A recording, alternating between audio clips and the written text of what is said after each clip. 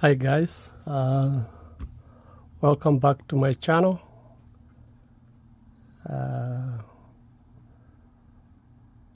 I got my Bible here, and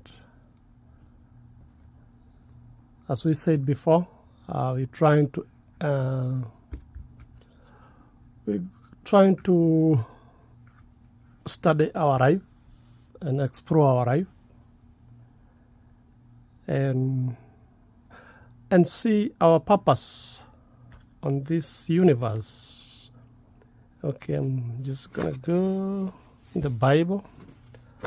I'm gonna go in the book of 2 Kings. Second Kings. I'm going to in the Bible, in the book of 2 Kings. 2 Kings from 1 to 14. 2 Kings 5, 1 to 14. And I'm going to read. And I want us to read together. So whatever I'm going to be reading, I still want you to see where we are reading. Okay, so this is our book as we're going to start reading. Okay, I'm going to read it. Now, Naaman, commander of the army of the king of Syria, was a great honorable man in the eyes of his master, because by him the Lord had given victory to Syria. He was also a mighty man of valor, but a leper. Then we go to verse 2. And the Syrians had gone out on raids and had brought back captive a young girl from the land of Israel. Okay? She waited on Naaman's wife. Then she said to her mistress, "If only my master were with the prophet who is in Samaria, for he would heal him of his leprosy." Then we go to number 4. And Naaman went in and told his master, saying, "Thus and thus said the girl who is from the land of Israel." Then we go to number 5. Then the king of Syria said, "Go now, and I will send a letter to the king of Israel." So he departed, and took with him 10 talents of silver, 6,000 shekels of gold, and 10 changes of clothing. Go to number 6. Then he brought the letter to the king of Israel, which said, "Now be advised, when this letter come to you, that I have sent Naaman my servant to you, that you may heal him of his leprosy." Go to number 7. And it happened, when the king of Israel read the letter, that he tore his clothes and said, "Am I God to kill and make alive, that this man sent a man to me, heal him of his leprosy? Therefore, please consider and see how he seek a quarrel with me." Let's go to number 8. So it was when Elisha, the man of God, heard that the king of Israel had torn his clothes, that he sent to the king, saying, "Why have you torn your clothes? Please, let him come to me, and he shall know that there is a prophet in Israel." Let's go to number 9. Then Naaman went with his horses and chariot, and he stood at the door of Elisha's house. Let's go to number 10. And Elisha sent a messenger to him, saying, "Go and wash in the Jordan 7 times, and your flesh shall be restored to you, and you shall be clean. Let's go to number 11. But Naaman became furious and went away and said, Indeed, I said to myself, he will surely come out to me and stand and call on the name of the Lord his God, and wave his hand over the place and heal the leprosy. Then we go to number 12. Are not the Abana and the Pharpar, the rivers of Damascus, better than all the waters of Israel?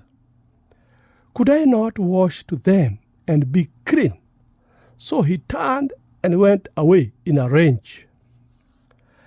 Let's go to number 13. And his servant came near and spoke to him and said, My father, if the prophet had told you to do something great, would you not have done it? How much more then, when he said to you, Wash and be clean? Let's go to number 14. So he went down and dipped 7 times in the Jordan, according to the saying of the man of God. And his flesh was restored like the flesh of a little child, and he was clean. Okay, that's our reading for today. We just read about the Bible, about Naaman. Naaman was a commander in Syria. Okay? And Naaman, he had made Syria great, but he had a sickness called leprosy. And as we have read in the Bible,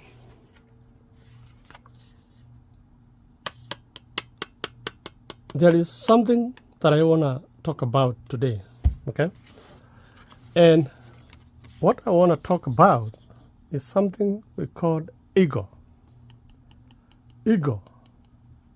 Ego. Ego is dangerous.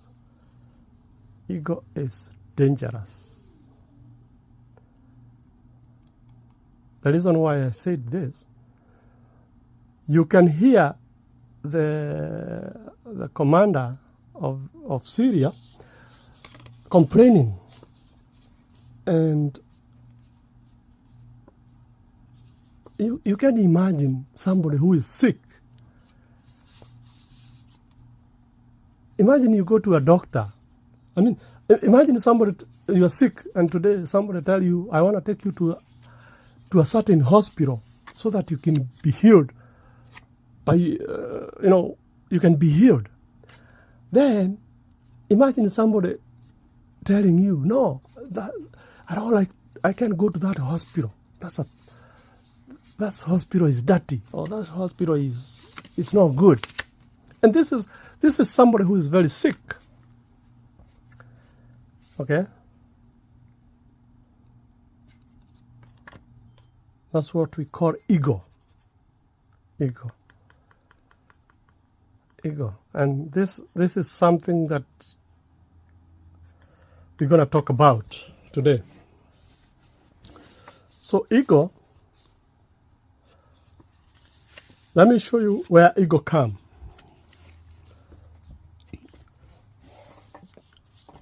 So there is a mind we have. We have let's say we have 3 minds. In our brain, we have mind. Don't forget, our mind or our brain, the brain is not the mind. Yes, we have the brain. The brain is just the matter itself, the matter. But when you say mind, mind is something that comes from out of our brain. Okay? Whatever we have in our brain it doesn't come from inside our brain. It comes from outside. As we're gonna see it. So when we say we are conscious, when we say you are conscious, that means you know yourself. If somebody asks you about the time, you know the time. You know where you live. If somebody asks you, what's your name? You know your name. So you are alert. You know yourself. Okay. So there is something we call unconscious. Unconscious is like when you're sleeping. When you're sleeping, we say you are unconscious. Or if you get hurt, like you get like a concussion. When you get a concussion, especially when you look at those people who play like American football or the rugby in some other countries, they get something we call concussion. Concussion is when your brain is shaken. Your brain is shaken and you lose conscious. So what we are saying, conscious, you become unconscious. So, or when you're sleeping, I can say you are unconscious because I can look at you sleeping, you don't know where you are, but your heart is beating, you're breathing, your food is getting digested in the stomach, your blood is circulating. So, you're unconscious. Okay? We have another kind of brain. We call it subconscious mind. A subconscious mind is a mind that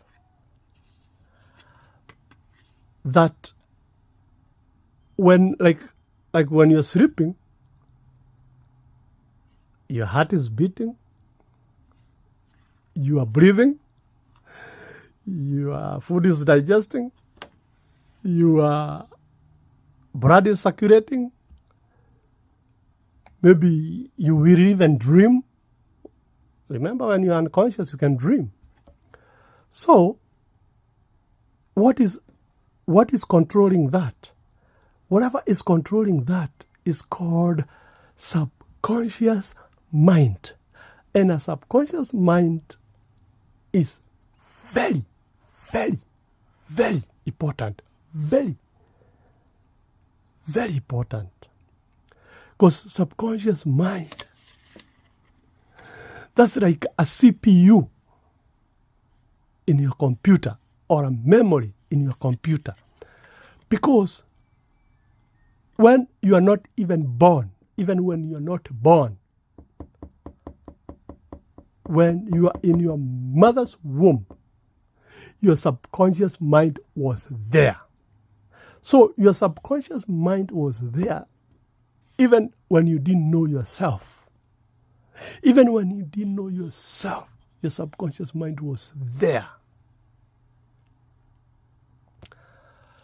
And your subconscious mind is the one that makes you breathe when you are asleep, digest your food when you're sleeping. Me and you, we just eat food. Do you know after you put your food in your mouth, do you know where it goes? Who is responsible for that? Whoever is responsible for that is the subconscious mind. Our heartbeat. Whoever is responsible for that is the subconscious mind. Okay? So, and I just want to let you know something today. Your subconscious mind is not like the conscious mind. The subconscious mind it take like when you get up and take your conscious mind take over. Whatever you feed to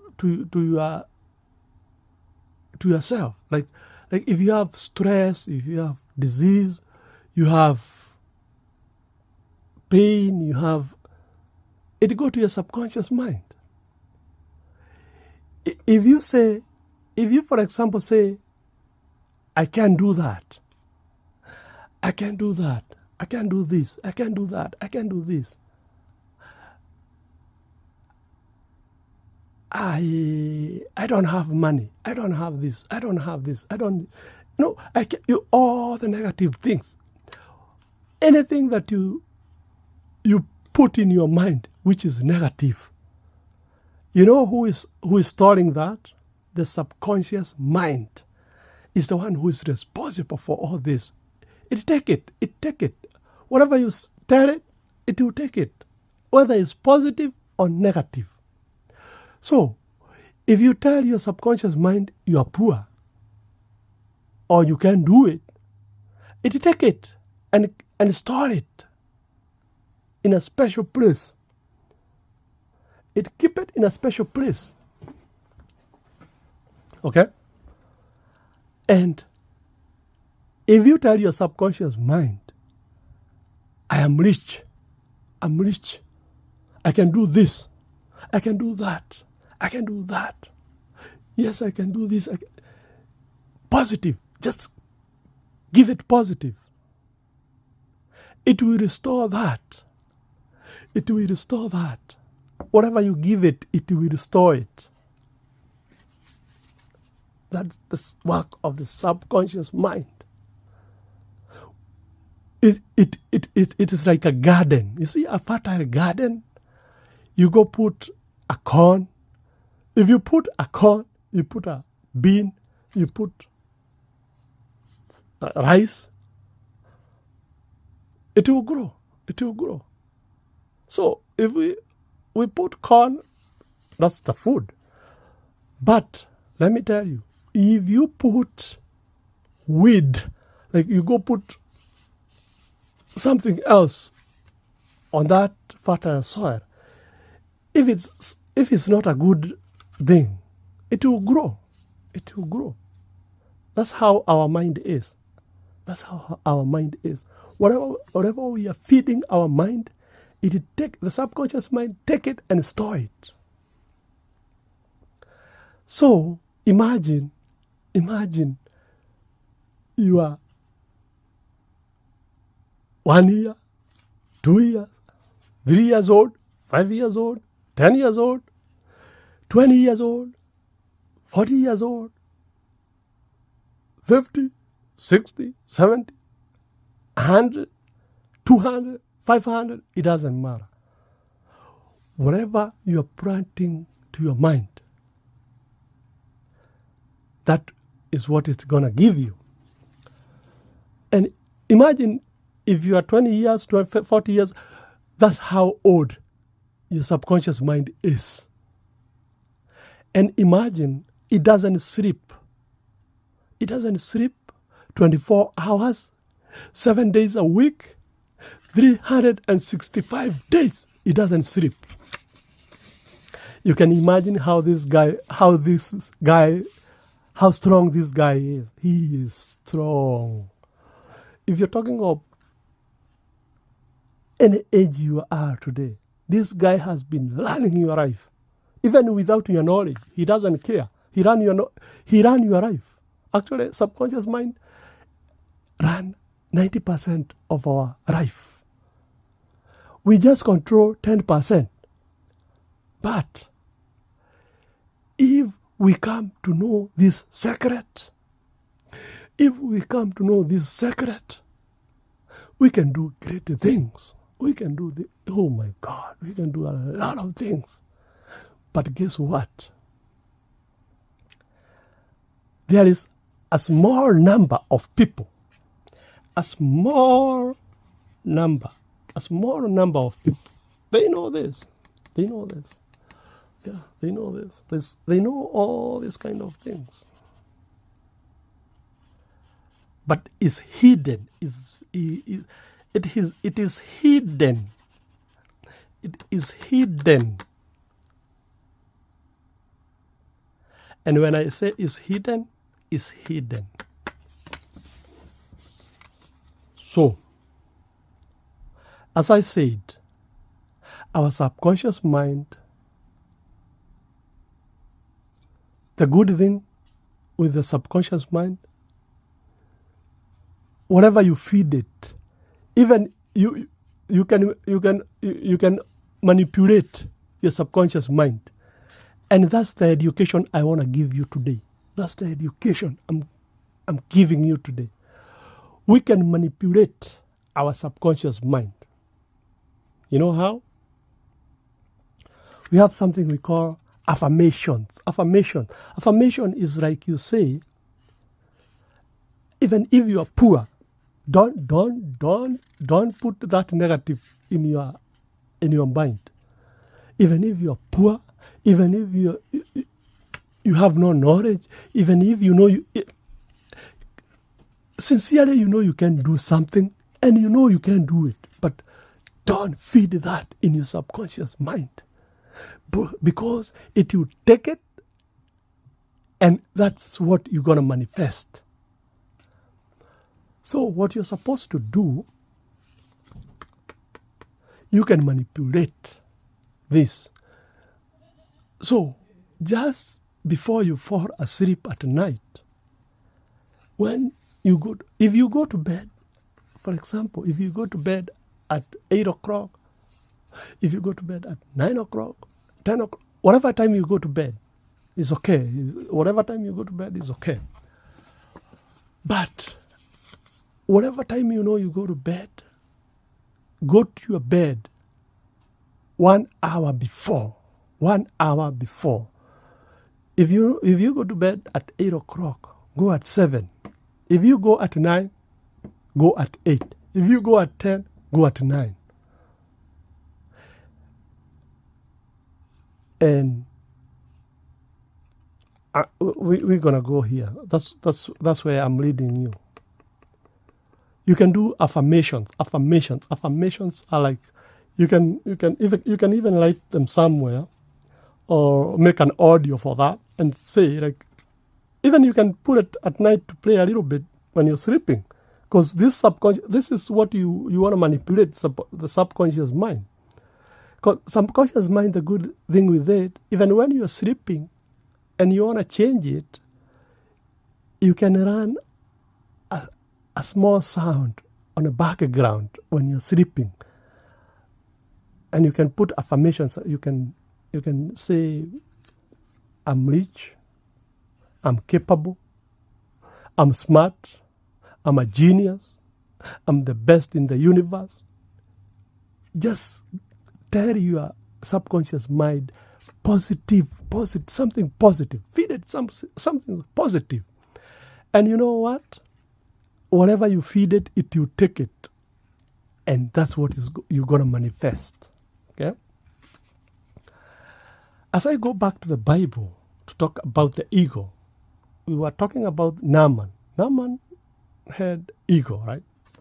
Haman had ego, because the reason why I said Naaman had ego is because he was told by Elisha to go dip himself in the River Jordan for 7 times.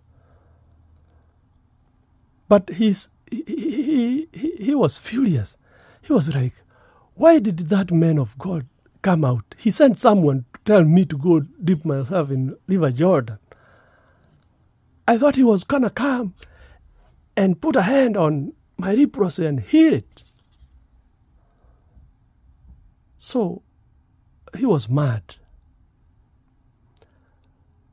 And he was like, I'm not going to, he was like, according to what we read, he was not going to go deep himself. He was like, it's Damascus. So Damascus is the capital city of Syria. I think even today, even today, Damascus is the capital of Syria. So he was like, is Damascus, Damascus have clean water than the waters in Israel. Okay? Imagine this guy is sick, but he's still complaining with his sickness. That's why I'm telling you, ego is bad, ego. But guess what? Ego will come to you and to me. Let's see how.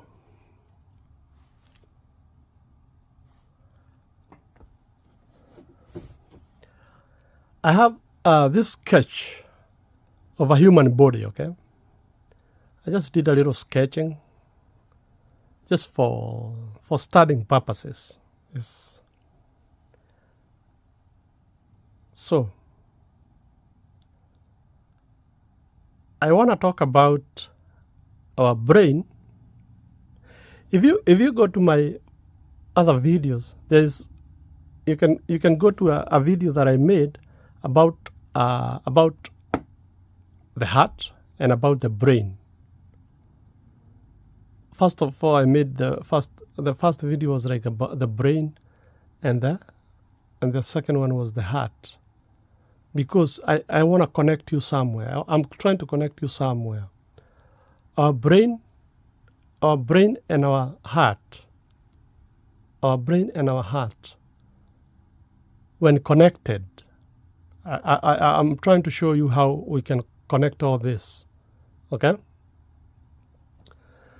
So, when we are talking about River Jordan, or whatever Elisha was telling the commander of Syria, Naaman, when he told him to go dip himself in the River Jordan, so the Bible has a lot of symbolism. Okay? It has a lot of symbolism. So, because it had a lot of symbolism, let's go to this. Here, when Elisha was talking about this, he was talking about 7 things. Because he told Naaman, go wash yourself in River Jordan 7 times. Okay? 7 times for you to get healed. Okay? Very important. Very, very, very, very important. Okay? So, when we come to our body, we have something we call chakras. Chakras. That's what they're called. Chakras. Okay? Chakras. The first one, I'm going to start here. This is our head. This is the top of our head. On top of our head, if you can remember when you are somebody, when they are young, like a baby, when they are born, if you go to any mother or any parent, mostly the mothers, they tell you, even maybe you want to go hold a baby when they're born, they tell you, hold the baby, but be careful, don't touch the top of the head, because the top of the head is usually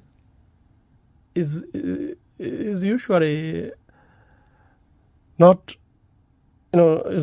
is usually not connected together. The other places, they don't even tell you the other places, but here on the top of the head is called a crown. A crown, okay? A crown. It's called a crown chakra. Crown chakra. Okay? I just want to introduce this to you. Then we're going to see how they work. Then, when you go to the middle of your brain, in the middle of your brain, I talk about this on the other video of the brain. That's why I did a separate video on the heart and the brain. So if you you watch my other video about the brain, you can see what I said about the pineal gland. The pineal gland is in the center of our brain, and that is our starting point. That's where our life started. That's where our life revolved, okay? Because our life started from there. You go like this, go like this. You go becoming big. You go becoming big, okay? Go becoming big. That's where our life started there, in the middle of our brain. And that spot is called a pineal gland. A pineal gland, it has a shape of a, you see those, this tree called a pine? A pine. So a pine tree has its seed, and its seed is called a pine. A pine. Its seed is called a pine. The tree itself is called a pine, and its seed is called a pine. So, because it's called a pine, so the shape of that seed,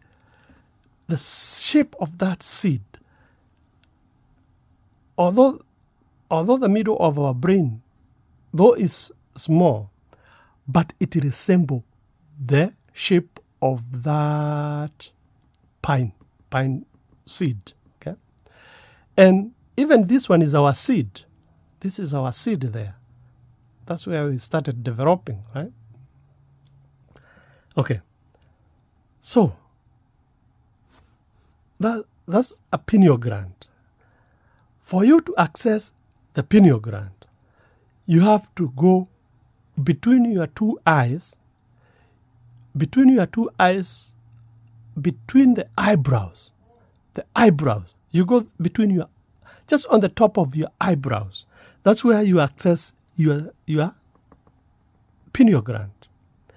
And a pineal gland, some people you hear them saying seat of the soul, other you hear them saying third eye. So if you hear third eye, seat of the soul, it's just the same thing. They're talking about the pineal gland. But for you to access the pineal gland, you have to go between your eyebrows.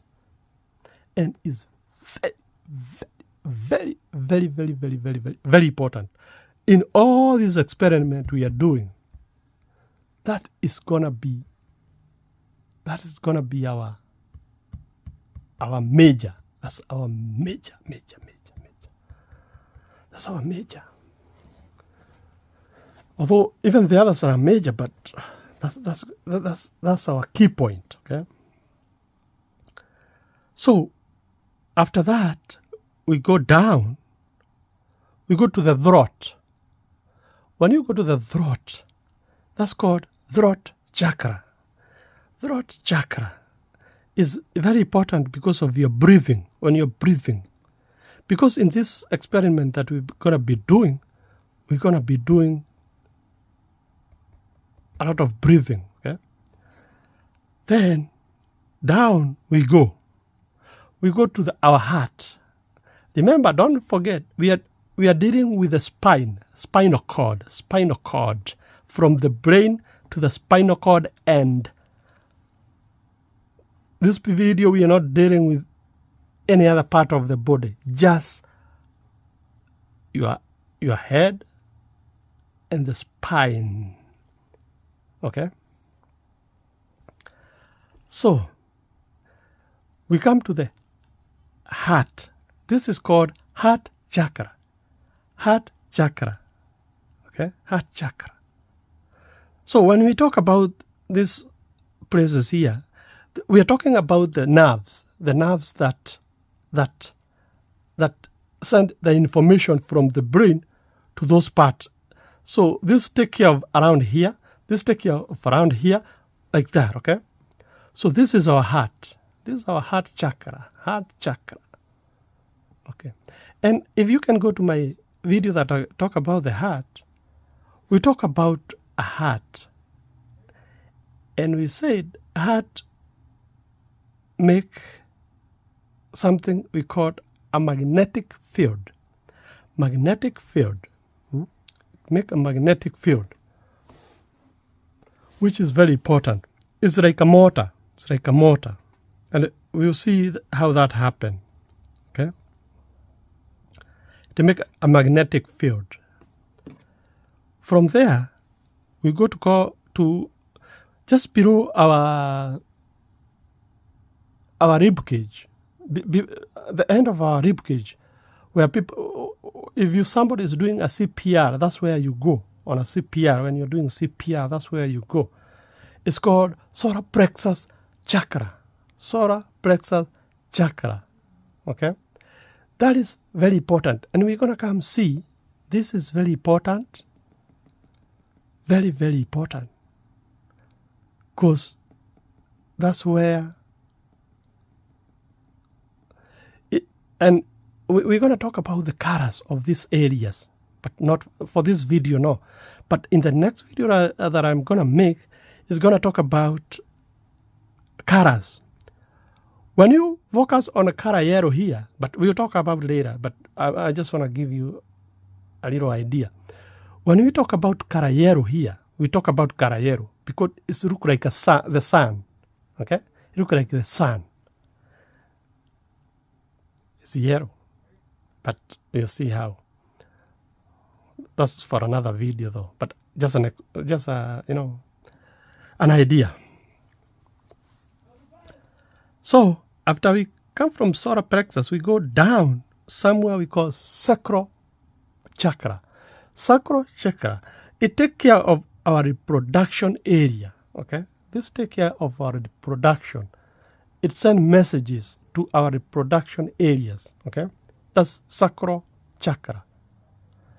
Then the last one, but not the least. The last one, but not the least. We have root chakra. That's our tailbone, right? On our tailbone, we have root chakra. Root chakra is very important because it sends messages. That's the center point. When the messages are sent from the brain, it comes to the root chakra. That's where they separate. They go to the left and right leg. Okay, right and left leg. So all the messages, they go to the knee, hip, all the way down to our toes, our fingernails. Our toenails, all the way down. Okay. So root chakra is also very important. Okay. So there is this thing that I want to teach you or explain how it goes. Okay. When we go back, we're still in the Bible. We're not getting out of the Bible. We're still in the Bible. When Naaman was told to go dip himself in the river Jordan 7 times, we have seen 7 chakras, right? Okay. So for us to get healed, and this include healing yourself, manifesting anything you want in life. If you're tired, you can do this. When you're tired, when you have anxiety, especially when you have anxiety, depression, when you're sick, depression, anxiety, tiredness, fatigue, whatever you can call it, whatever disease you can call it. If you can do this, you can heal it. So, let me show you how. When you come to this, for you to go around here, you have to start from the root. You have to start from the root. And even if you want to heal a disease, you can't just ask somebody, what's your problem? Is this? You can't just jump on a conclusion that they're suffering from this. You have to go to the root. You have to ask them. You have to go to the root. You have to get their vital signs. You have to get their blood pressure. You have to get their respirations. You have to get their pulse, their oxygen. Ask them. You have to get the root for you to heal a disease. You You have to get a root. So for us here, we're going to start from the root. From the root. And this is very important. And as I told you, this is going to be very important even when we go to, it's going to go deep. It's going to go deep, very deep, deep, deep, deep, deep. So when you hear this, it's called root chakra. I mean, when you open this,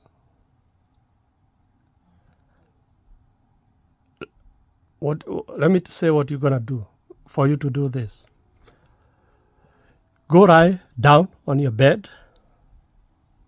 You separate your legs and you put your hands apart from your body. You lie down, you look up. Make sure your room, on your bed, make sure your room is dark. Make sure it's dark, dark, dark, dark, dark. And if it's not very dark, I usually recommend you get a pillowcase, maybe just cover your face. Make sure you don't cover your nose. You can just cover your eyes, but don't cover your nose because you need your nose for this exercise. Okay, lie down, look up, separate your legs, separate your hands from the body, because we are as I told you, the heart is going to make a magnetic field.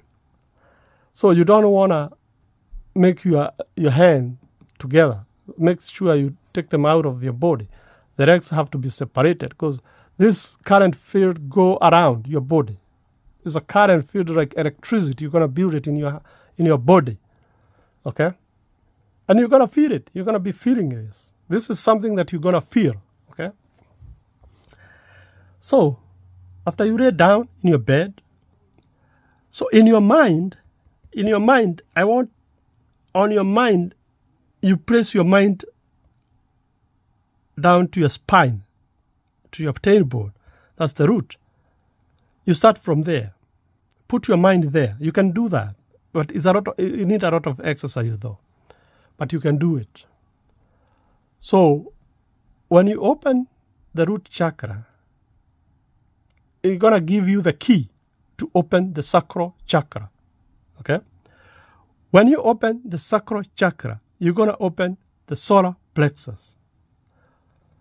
When you open the solar plexus, it's going to give you the key to the heart chakra. The heart chakra will give you the key to the throat.